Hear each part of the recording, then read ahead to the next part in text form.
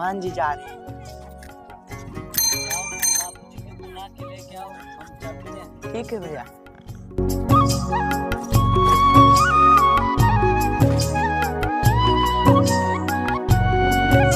प्रणाम। बुआ जी खुश रहिए, इसमें थोड़ा सनेस ले लीजिए। ठीक है मेहमान जी। बुआ जी बाबूजी कहाँ है? बाबूजी कुट्टी काट रहे हैं। कुट्टी काट रहे हैं। बाबूजी मेहमान जी आए हैं। मेहमान जी आए हैं? हाँ चलो ठीक है, तुम जाओ मंगला दुकान और नाश्ता लेकर के चले आओ। ठीक है बाबूजी।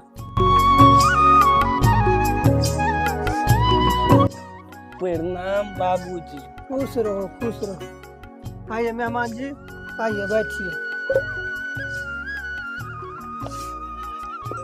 और सब बढ़िया है ना? और सब ठीक है।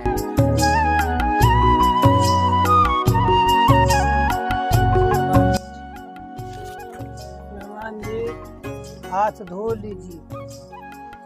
बाबूजी लीजिए। ठीक है बाबू, तुम लोग जाओ। मेहमान जी नाश्ता कर लीजिए। बाबूजी आप भी खाइए ना। हम खा लेंगे, आप खाइए ना। एगो खाइए ना।